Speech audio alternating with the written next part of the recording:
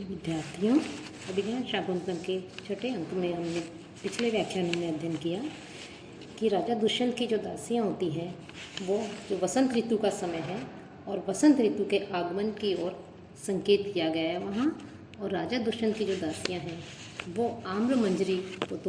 तोड़ती हैं और उससे जो कामदेव हैं उसकी अर्चना करने के लिए कहती हैं कि जो कामदेव है उस कामदेव को समर्पित करने के लिए आम्र मंजरी को तोड़ती हैं। कि तभी उसी समय पंचुकी आता है और उन्हें इस प्रकार से ऐसा करने से मना करता है कि कामदेव जो है उसको पंचसायक भी कहते हैं क्योंकि उसके 5 बाण प्रसिद्ध हैं। ये सभी बाण पुष्पों के माने जाते हैं, इसलिए उसे पुष्पधन्वा भी कहते हैं। अरविंद अर्थात लाल कमल, अशोक, आम्र, नवमल्लिका और नीलकमल, ये 5 जो पुष्प हैं ये कामदेव के बाण बताए गए हैं। यहाँ पर जो है कामदेव के छठे बाण के रूप में आम्र की जो मंजरी है उसको भी, आम्र का जो अंकुर है उसके भी एक रूप में एक अतिरिक्त बाण की कल्पना की गई है। तो इस प्रकार से कामदेव को समर्पित करने के लिए कहती है कि मैं आम्र मंजरी को तोड़ करके जो है कामदेव की पूजा कर सकूं। तभी कंचुकी आता है और उन्हें ऐसा करने से मना करता है और वो दोनों कहती हैं कि आप क्षमा करें, हमें ये पता नहीं था कि राजा जो दुष्यंत है उन्होंने वसंत उत्सव रोक दिया है। ये कंचुकी वहाँ प्रवेश करता है और कहता है कि आप इस प्रकार से ऐसा नहीं कर सकते हैं, आम्र मंजरी क्यों तोड़ रही हैं, क्योंकि महाराज का ये आदेश है कि इस बार वसंत उत्सव नहीं मनाया जाएगा, उन्होंने वसंत उत्सव रोक दिया है। तो वो दोनों कहती हैं कि हमें इस विषय में कुछ भी ज्ञान नहीं था। तब कंचुकी कहता है कि वृक्षों और पक्षियों जो हैं वो भी महाराज की आज्ञा का पालन करते हैं, उन्होंने भी महाराज की आज्ञा का पालन कर लिया है। और अपनी इस बात की पुष्टि के लिए वो कहते हैं कि आम्र वृक्षों पर यद्यपि पहले ही कलियां आ गई थी पर अभी तक उन्होंने स्वाभाविक अपना जो पराग है उसको अभी तक धारण नहीं किया है। कुर्वक जो पुष्प होता है उसका पुष्प भी यद्यपि खिलने के लिए प्रस्तुत है, अर्थात खिलने के लिए तैयार है, लेकिन अभी भी वह पूर्ण रूप से विकसित नहीं होकर के कली के रूप में आकर ही रुक गया है, कि कली के रूप में ही स्थिर है। इसी प्रकार अब शिशिर जो समय है, शिशिर काल जो है वो पूर्णतः समाप्त हो गया है, वसंत मास आ गया है, वसंत का समय आ गया है, लेकिन फिर भी जो कोयल हैं उन कोयलों की मधुर ध्वनि उनके कंठों में ही अवरुद्ध हो रही है। कंचुकी कहता है कि मुझे तो ऐसा प्रतीत हो रहा है कि स्वयं कामदेव भी महाराज की इस आज्ञा को सुनकर स्तब्ध रह गए हैं कि वसंत ऋतु आने पर तो उसका एक उत्सव का आयोजन किया जाता है, उत्सव मनाया जाता है, और क्या कारण है कि जो राजा दुष्यंत है उन्होंने इस बार इस उत्सव को रोक दिया है। तो स्वयं कामदेव भी महाराज की इस आज्ञा को सुनकर के आश्चर्यचकित हो गए हैं, अर्थात स्तब्ध रह गए हैं। और इस कारण से आश्चर्यचकित होने के कारण, स्तब्ध होने के कारण कामदेव ने भी अपने तरकश से आधे बाहर निकाले हुए बाणों को पुनः वापस रख लिया है। इससे अर्थात कि वसंत उत्सव जो है उसको रोकने के महाराज की जो आज्ञा है उसका स्वागत या उसके आदेश को संपूर्ण प्रकृति ने मान लिया है कि जब वृक्ष आदि अचेतन और पक्षी आदि चेतन जीव भी राजा दुष्यंत की इस आज्ञा का पालन कर रहे हैं कि वसंत उत्सव नहीं मनाया जाएगा, तो तुम दोनों जो चेटियाँ अर्थात दासियाँ हो, तुमने उनकी आज्ञा अभी तक क्यों नहीं सुनी है। तो अर्थात तुम भी जो है अब इस वसंत उत्सव के नहीं मनाने के विषय में जान लो कि अब वसंत उत्सव नहीं मनाया जाएगा। तब वो दोनों दासियाँ कहती हैं कि राजा दुष्यंत तो अत्यधिक प्रभावशाली हैं और हमें महारानी के सेवा में आए हुए अभी कुछ ही समय हुआ है, अर्थात हम अभी आए हैं, कुछ समय ही व्यतीत हुआ है हमें हम महारानी की सेवा में आए हुए, और हमें जो है प्रमद वन की सुरक्षा का काम सौंपा गया है और हम यहाँ नवागंतुक हैं, नए आए हैं, इसलिए महाराज की आज्ञा के विषय में जो समाचार है कि इस बार वसंत उत्सव नहीं मनाया जाएगा वो हमने नहीं सुना है। तब कंचुकी कहता है कि अब तुम्हें पता लग गया है कि वसंत उत्सव नहीं मनाया जा रहा है, तो फिर ऐसा नहीं करना चाहिए। तब वो दोनों दासियाँ कंचुकी से पूछती हैं कि क्या कारण है कि महाराज ने जो है किस कारण से वसंत उत्सव रोक दिया है। तब जो सानुमति होती है वो अदृश्य रूप से छिप करके जो उन दोनों की बात सुन रही होती है, उन सबकी वो अत्यधिक प्रसन्न होती हुई कहती है कि उत्सव प्रिया खलु मनुष्य, कि मनुष्य स्वभावतः क्या होते हैं, उत्सव प्रिय होते हैं। गुरुणा कारणेन भवितव्यम, और राजा दुष्यंत ने यदि कोई ये उस वसंत उत्सव को रोका है तो कोई बड़ा ही कारण होना चाहिए। तब कंचुई कहता है बहुलीभूतम एतत्, यह बात सब जगह फैल चुकी है, अर्थात सबको पता लग चुका है, तो किम न कथ्यते, तो इन्हें भी क्यों नहीं बता दूं। मनी मन में कहता है कि जब ये सबको पता लग गया कि किस कारण से राजा दुष्यंत ने वसंत उत्सव को नहीं मनाने का निर्णय लिया है, उसको रोका है, तो इन्हें भी बता देता हूँ। फिर कहता है किम अत्र भवत्यो कर्णपथम न आयातम शकुंतला प्रत्यादेश कोलिनम, कि आप दोनों के कानों में शकुंतला के परित्याग से उत्पन्न जो जन निंदा हो रही है, लोक में जो वाद हो रहा है, निंदा हो रही है, क्या आप लोगों ने उस बात को नहीं सुना है? अर्थात तुम लोगों ने भी यह वृतांत सुन लिया होगा, अभी तक तुमने जो है ये घटना नहीं सुनी है कि किस प्रकार से राजा दुष्यंत ने शकुंतला का परित्याग कर दिया। तब दोनों दासियां कहती हैं कि श्रुतम राष्ट्रीय मुखाद यावत अंगुलीयक दर्शनम, कि जो राजशाल है उसके मुख से अंगूठी मिलने तक की जो घटना है, उस घटना तक हमने सुना है, कि वहाँ तक का वृतांत, वहाँ तक की घटना हमें ज्ञात है कि किस प्रकार से वो अंगूठी मिली है, और उस अंगूठी को जो है राजा, जिसके ऊपर राजा दुष्यंत जो है उनका नाम लिखा हुआ था दुष्यंत, उस अंगूठी के मिलने की घटना हमने सुनी है। तब कंचुई कहता है तेन ही अल्पम कथितव्यम, कि तब तो बहुत ही कम, कथितव्यम तब तो बहुत ही कुछ कम कहना हमें पड़ेगा, कि इतनी घटना आपको पता है तो अब तो बहुत कम जो है बताना शेष रहा है, बहुत ही कम बात कहनी है। यद एव खलु स्व अंगुलीयक दर्शनात् अनुस्मृतम देवेन सत्यमूढ़पूर्वा में तत्र भवती रहसी शकुंतला मोहात् प्रत्यादिष्टा इति, कि इस फिर वो जो कंचुकी हैं वो कंचुकी कहते हैं कि तब तो बहुत ही कम कहना है कि जो यद एवं खलु स्व अंगुलीयकम दर्शनात्, कि जैसे उन्होंने उस अंगूठी को देखा अपने नाम से अंकित, उस अंगूठी को देखने से ही महाराज को अनुस्मृतम, उनको स्मरण हो गया, उन्होंने स्मरण किया कि मैंने जो है जो सम्माननीय सत्य बोलने वाली जो शकुंतला है, उस शकुंतला से एकांत में मैंने विवाह किया था, वुढ़पूर्वम उसके साथ में मैंने विवाह किया था, गांधर विवाह किया था रहसी एकांत में, और मोहात और अज्ञानवश मैंने उसका क्या कर दिया, प्रत्यादिष्टा इति, मैंने उसका परित्याग कर दिया, कि मैंने उसके साथ में गांधर विवाह किया था और अज्ञान के कारण मैंने उसका परित्याग कर दिया। तब से लेकर के तद आप्रभृत्य, तब से लेकर के महाराज जो हैं वो देव है महाराज पश्चाताप उपगतो, कि पश्चाताप को प्राप्त हो गए हैं। अर्थात जैसे ही उन्होंने उस अंगूठी को देखा राजा दुष्यंत ने, उन्हें स्मरण हो गया कि मैंने किस प्रकार से कर्ण ऋषि के आश्रम में गया और वहाँ जाकर के मैंने शकुंतला के साथ में गांधर विवाह किया, और अज्ञानतावश मैंने जो है उसे अस्वीकार कर दिया, उसका परित्याग कर दिया, और इस कारण से वो अत्यधिक पश्चाताप का अनुभव कर रहे हैं। तथा ही क्योंकि रम्यम द्वेष्टि यथा पुरा प्रकृति भी न प्रत्ययहम सेव्यते, शय्या प्रांत विवर्तने विगम्य ओ निद्रव एव शपः दाक्षिण्येन ददाति वाचम उचिताम अंतः पुरेभ्यो यदा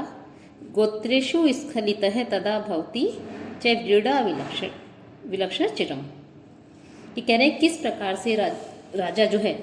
पश्चाताप कर रहे हैं, उनको किस प्रकार से पश्चाताप का अनुभव हो रहा है, तो उनकी पश्चाताप की स्थिति का यहाँ वर्णन कर रहे हैं कि जो रमणीय वस्तु है, रम्यम द्वेष्टि, कि जो रमणीय वस्तुएं हैं उन वस्तुओं से वो द्वेष करने लग गए हैं, उनसे घृणा करने लग गए हैं। यथा पुरा, कि पहले की तरह प्रकृति भी जो मंत्री आदि हैं उनके साथ में प्रत्ययहम प्रतिदिन न सेव्यते, उनके द्वारा सेवित नहीं किए जाते। अर्थात मंत्री आदि जो हैं उन मंत्रियों से प्रतिदिन मिलकर के जो पहले जो मंत्रणा आदि करते थे वो मंत्रणा अब नहीं करते हैं, कि प्रतिदिन अपने मंत्रियों से भी नहीं मिलते हैं, उनसे मंत्रणा आदि नहीं करते हैं। उन निद्रह एवं जागते हुए के समान, उन निद्रह एवं जागते हुए ही, रात भर जागते हुए ही शय्या प्रांत विवर्तने, कि शय्या जो है उस शय्या के किनारों पर करवट बदलते हुए ही, कि शैया जो है उस शैया के किनारों पर करवट बदलते हुए ही शपहा गम्यति, वो रात्रि को व्यतीत कर देते हैं। कि जागते हुए ही शैया के ऊपर वो करवट बदलते रहते हैं और करवट बदलते हुए ही रात्रियाँ व्यतीत कर देते हैं। अर्थात वो रात भर जो है, रात्रि में उन्हें नींद भी नहीं आती, वो जागते रहते हैं पश्चाताप के कारण। और दाक्षिण्य, और साथ ही साथ फिर आगे उनको कहते हैं कि किस प्रकार से पश्चाताप कर रहे हैं, कि यदा दाक्षिण्येन, यदा, और साथ ही साथ कि जब शिष्टतावश जो रानियाँ होती हैं अंतःपुर की, अंतःपुरेभ्य, अंतःपुर की रानियों को उचिता वाचम ददाति, उचित उत्तर भी देते हैं। कि शिष्टाचारवश अंतःपुर की जो रानियाँ हैं वो उनसे यदि कुछ पूछती हैं, कुछ प्रश्न करती हैं, तो उनको उचित उत्तर भी दे देते हैं। लेकिन उत्तर देते समय तब गोत्रेषु स्खलित है, कि नाम के उच्चारण में कोई गलती हो जाती है, तब दृढ़ा विलक्षः च भवति, वो अत्यधिक लज्जा का अनुभव करते हैं। कि जब रानियाँ उनसे कुछ पूछती हैं तो उनके प्रश्नों का वो उत्तर भी देते हैं, लेकिन जब वो रानियों के नाम का उच्चारण करते हैं तो उसमें किसी रानी के नाम के स्थान पर वो शकुंतला के नाम का स्मरण कर लेते हैं, शकुंतला का नाम ले लेते हैं, और इसके पश्चात उन्हें अत्यधिक लज्जा का अनुभव होता है और वो लज्जा से चिंतित हो जाते हैं, किस प्रकार से मैंने जो है इस रानी की जगह शकुंतला का नाम ले लिया है। तो यहाँ पर राजा की पश्चाताप की स्थिति का वर्णन करते हुए कंचुकी के द्वारा कहा गया है कि राजा को अब कोई भी सुंदर वस्तु अच्छी नहीं लगती, चाहे वो कितनी ही रुचिकर हो, देखने में अच्छी हो, लेकिन वो उससे घृणा करते हैं। और न ही पहले कि जब वो मंत्रियों के साथ में बैठ करके मंत्रणा करते थे, विचार विमर्श करते थे, वो भी नहीं करते हैं। रात्रि में पूरी रात्रि वो जागते हैं, करवट बदलते हुए उनकी पूरी रात्रि व्यतीत होती है, अर्थात उन्हें रात भर निद्रा भी नहीं आती। और जब वो अंतःपुर की रानियों से कुछ बात करते हैं, उनके प्रश्नों का जब उत्तर देते हैं, उनसे वार्तालाप करते हैं, तो भूलवश उनके रानियों के नाम के स्थान पर उनके मुख से शकुंतला का नाम निकल जाता है और वो काफ़ी समय तक लज्जा के मारे आश्चर्यचकित हुए बने रहते हैं। तो यहाँ पर देखा जो कंचुकी है वो शकुंतला के परित्याग से उत्पन्न जो राजा की स्थिति है, राजा जो पश्चाताप का अनुभव कर रहे हैं, जो व्यथित हो रहे हैं, उनकी उस स्थिति का वर्णन किया गया है कि किस प्रकार से राजा जो है ऐसा व्यवहार कर रहे हैं। फिर सानुमति कहती है प्रियम में, कि यह बात मेरे लिए अति प्रिय है। कि सानुमति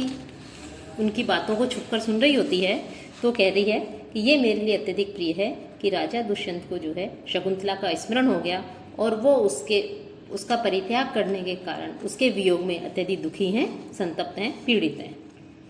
कंचू कहता है अस्मात् प्रभवतो वैमनस्यात् उत्सव है प्रत्याख्यात है, कि इसी पश्चाताप के कारण वो उदासीन हो गए हैं और उदासीन होने के कारण उन्होंने वसंत उत्सव रोक दिया है। कि किसी भी उत्सव आदि का आयोजन किया जाता है, उत्सव आदि करते हैं जब व्यक्ति बहुत अधिक प्रसन्न होता है, खुश होता है। तो राजा दुष्यंत जो है वो इस समय पश्चाताप की स्थिति में है, शकुंतला का परित्याग करने के कारण अत्यधिक व्यथित हैं, दुखी हैं, तो उन्होंने इस स्थिति में वसंत उत्सव को रोक दिया है। दोनों दासियां कहती हैं युज्यते, ठीक है। नेपथ्य, तभी पर्दे के पीछे से आवाज़ आती है एतु एतु भवान, इधर से आइए, इधर से आइए। कंचुकी कर्णन दत्वा, कान लगा करके कहता है अये इत एव अभिवर्तते देव, कि जो महाराज हैं वो इधर ही आ रहे हैं। स्वकर्मानुष्ठीयता, कि अपना तुम भी जिस कार्य के लिए तुम्हें नियुक्त किया गया है तो उन अपने अपने कार्यों को करो। दोनों दासियां तथा ऐसा कहकर के वहाँ से चली जाती हैं। इसके पश्चात जो राजा होता है वो पश्चाताप के सदृश जो वेशभूषा होती है उसको धारण करते हुए राजा विदूषक और जो प्रतिहारी है उसके साथ में रंगमंच के ऊपर प्रवेश करता है। तब कंचुकी है वो राजा को देख करके कहता है अहो सर्वासु अवस्थासु रमणीयत्वाम आकृति विशेषाणाम, कि जो सुंदर आकृति वाले होते हैं उन सुंदर आकृति वालों की चाहे किसी कोई भी अवस्था हो, चाहे वो सुख में हो या दुख में हो, तो कैसी भी इस अवस्था हो, उन अवस्थाओं में सुंदर आकृति वाले हमेशा कैसे होते हैं, रमणीय होते हैं, उनकी रमणीयता देखने लायक होती है। एवं उत्सुको अपि प्रिय दर्शनो देव, इस प्रकार से जो उदासीन है महाराज, विशुद्ध हैं, ऐसे महाराज जो हैं, जो पश्चाताप से युक्त हैं, अत्यधिक व्यथित हैं, इनको ये देखने में फिर भी जो है कैसे लग रहे हैं, प्रिय लग रहे हैं। तथा ही क्योंकि कैसे लग रहे हैं, फिर वो कहते हैं कि विशेष प्रकार से प्रत्यादिष्ट विशेष मंडन विधि वाम प्रकोष्ठ अर्पितम एक विभ्रत कांचनम एकमेव वलयम श्वासोपरक तद्रह चिंता जागरण प्रतांत नयन तेजो गुण आत्मन संस्कारो लिखितो महामणि क्षीणोपि न लक्ष्यते। कि यहाँ कह रहे हैं कि प्रत्यादिष्ट विशेष मंडन विधि कि इन्होंने राजा दुष्यंत अत्यधिक पश्चाताप कर रहे हैं, व्यथित हैं, उदासीन हैं, तो उदासीनता के कारण इन्होंने जो अलंकार आदि धारण करते थे उन अलंकार आदि को धारण करना उन्होंने छोड़ दिया है, अर्थात इन्होंने आभूषण आदि को पहनना, अपने आप को जो संवारने की जो विधि है उसका परित्याग कर दिया है, आभूषण आदि को धारण करना बंद कर दिया है। और वाम प्रकोष्ठ अर्पित कि बाईं कलाई में डाले गए एकमेव केवल एक ही कांचनम वलयम सोने का जो कंगन है उसको विभ्रत धारण किए हुए, कि इन्होंने और तो आभूषण आदि पहनना छोड़ दिया है लेकिन बाईं कलाई में एक सोने का कंगन डाल रखा है, तो उस कंगन को धारण करते हुए श्वासोपरक्त अधर है कि श्वासों से के कारण विरह के कारण जो गर्म श्वास ली जाती है, उष्ण श्वास है, तो उस श्वास से जिसका परक्त अधर है कि जिसका जो अधर है वो कैसा हो गया है, लाल वर्ण का हो गया है, कि गर्म श्वास छोड़ने के कारण शकुंतला के विरह से ये उष्ण श्वास छोड़ रहे हैं, गर्म श्वास छोड़ रहे हैं, जिसके कारण से इनका धरोष्ठ लाल पड़ गया है। और चिंता जागरण और चिंतावश जागते रहने के कारण प्रतांत नयन है कि इनकी जो आंखें हैं वो अत्यधिक म्लान हो गई हैं, अत्यधिक म्लान एवं अलसाए हुए नेत्रों वाले, प्रतांत नयन अलसाए हुए नेत्रों वाले ये राजा हो गए हैं। साथ ही साथ आत्मन है तेजो गुणात क्षीण है। और शाण जो होती है कि उसके लिए कह रहे हैं कि संस्कार और लिखित मणिरी की जो शाण होती है जिस पर घिस करके जिस पर जो मणि होती है उसको घिसा जाता है, तो कह रहे हैं कि जैसे जो खराद होती है, शाण होती है, उस पर घिस कर काट आदि करके काट छाट करके जो मणि है वो सामने निकल करके आती है, उसकी चमक सामने निकल करके आती है।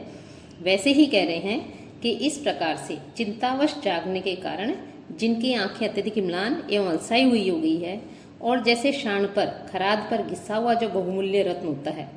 वो अत्यधिक काय हो जाता है, लेकिन फिर भी उसकी चमक, उसका जो प्रकाश है वो अत्यधिक कांति में होता है। तो कह रहे हैं कि वैसे ही राजा दुष्यंत भी अत्यधिक कशकाय हो गए हैं, कमजोर हो गए हैं, लेकिन फिर भी जो स्वाभाविक तेज है वो तेज आत्मन है तेजो गुण है न आलक्ष्यते, अपने स्वाभाविक तेज की महत्ता के कारण ये अत्यधिक दुर्बल दिखाई नहीं दे रहे हैं। तो राजा की सर्वांगावस्था का जो सुंदरता है उसका वर्णन यहाँ पर करा गया है। तो उसका वर्णन करते हुए कंचुई कहते हैं कि सुंदर आकृति वाले सभी अवस्थाओं में रमणीय दिखाई देते हैं। कि इस समय राजा दुष्यंत पश्चाताप की स्थिति में है, पश्चाताप कर रहे हैं, शकुंतला की विरह से व्यथित हैं, तो पश्चाताप जन्य जो उदासीनता है उसके कारण राजोचित जो आभूषण आदि है, अलंकार आदि हैं विशेष प्रकार के, उनको राजा ने धारण नहीं कर रखे हैं, अपना प्रसाधन आदि कार्य बंद कर दिया है। राज चिन्ह के रूप में केवल एक स्वर्ण जो कंगन होता है उसको अपनी बाईं कलाई पर पहन रखा है। और शकुंतला के विरह के कारण ये उष्ण श्वास ले रहे हैं, गर्म श्वास ले रहे हैं, उस गर्म श्वास के कारण उनका जो अधरोष्ठ है वो लाल हो गए हैं। साथ ही साथ शकुंतला के विषय में ये रात भर चिंता करते रहते हैं, रात भर जागते रहते हैं, जागने के कारण इनकी आंखें अत्यधिक अलसाई हुई हो गई हैं, म्लान हो गई हैं, अत्यधिक लाल वर्ण की हो गई हैं। और इन सब कारणों से ये अत्यधिक पश्चाताप में व्यथित हैं, पीड़ित हैं, दुखी हैं। तो ऐसी स्थिति में राजा कुछ दुर्बल भी हो गए हैं, लेकिन फिर भी इनका जो स्वाभाविक तेज है वो उसी प्रकार से उस तेज के कारण इनका जो दुबलापन है, इनकी जो कायता है वो उसी प्रकार लक्षित नहीं हो रही है कि जैसे शाण होती है उस पर काट करके, छांट करके, घिस करके चमकाई गई जो मणि होती है वो क्षीण हो जाती है, थोड़ी कम हो जाती है, कृश हो जाती है, लेकिन फिर भी अपनी चमक के कारण क्षीण नहीं दिखाई देती, अत्यधिक सुंदर लगती है। वैसे ही राजा भी आभूषण आदि नहीं पहनने के कारण और अपने अत्यधिक विरह अवस्था में के कारण क्षीणकाय होने पर भी राजा जो है स्वाभाविक रूप से अत्यधिक सुंदर दिखाई दे रहा है। इनका जो तेज है वो तेज जो है इनके से प्रस्फुटित हो रहा है। इनके अपने तेज के कारण ये अत्यधिक दुर्बल दिखाई नहीं दे रहे हैं। तो जो सानुमति होती है वो सानुमति राजनम दृष्टवा, राजा को देख कर कहती है, स्थाने खलु प्रत्यादेश विमानिता अपि अस्य कृते शकुंतला क्लाम्यति इति, कि परित्याग से के कारण अपमानित होने पर भी, प्रत्यादेश परित्याग कर देने पर, परित्याग से विमानिता अपि अपमानित होने पर भी शकुंतला यदि इनके लिए दुखी रहती है तो यह उचित ही है।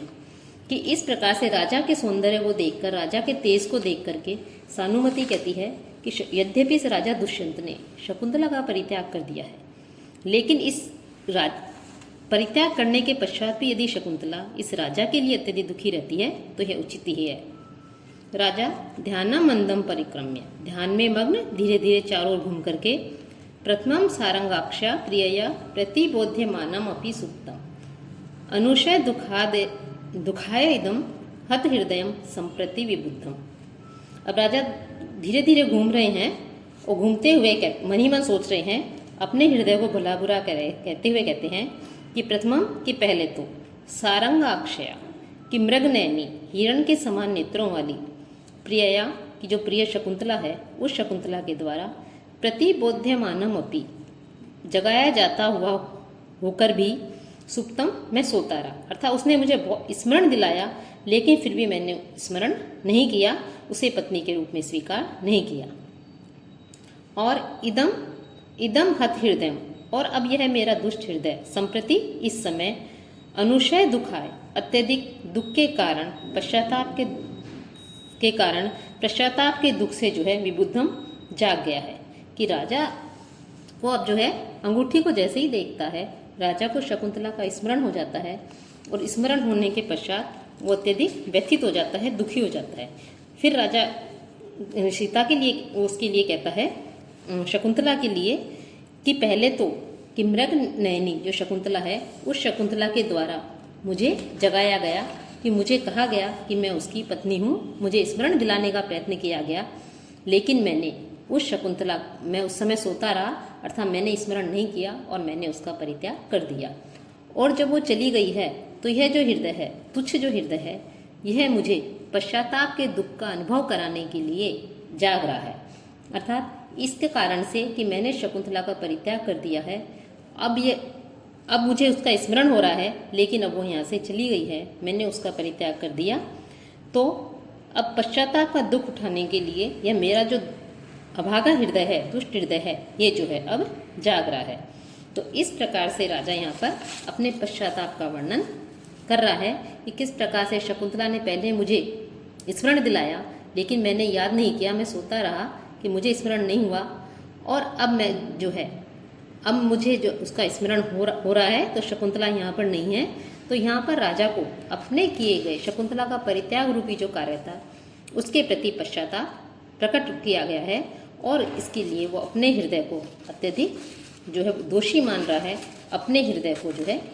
भला बुरा कह रहा है। फिर सानुमति ननु ईदृशानी तपस्विना भागधेयानी, कि ननु ईदृशानी कि उस बेचारी के तो भाग्य भी ऐसे हैं कि जब वो यहाँ आई तो आपने अस्वीकार कर दिया, और जब वो यहाँ से चली गई है तब आपको उसका स्मरण हो रहा है। विदूषक अपवार्य हाथ की ओट में एक और मुख करके अपने आप ही कहता है, लंघित एश भूय अपि शकुंतला व्याधिना, कि शकुंतला नाम की जो व्याधि है वो लगता है कि फिर इन्हें सताने लगी है। न जाने कथम चिकित्सव्य भविष्यति थी, कि पता नहीं ये जो शकुंतला रूपी जो रोग है इसका इलाज कैसे होगा, कि शकुंतला का स्मरण ये फिर करने लग गए हैं, तो पता नहीं अब इसका इलाज कैसे होगा। कंचुकी उपगम्य पास में जाकर कहता है, जयतु देव है, महाराज की जय हो। महाराज प्रत्यवेक्षितः प्रमदवन भूमि है, कि प्रमदवन के सभी स्थानों का भली भांति निरीक्षण कर लिया गया है। यथा कामम ध्यातहम विनोद स्थानानि महाराज, अब आप अपनी इच्छा के अनुसार जो मनोरंजन के स्थान हैं, आमोद प्रमोद के जो स्थान हैं, उन स्थानों पर आप विचरण कर सकते हैं, चल सकते हैं, विराज सकते हैं। राजा फिर कहता है वेत्रवती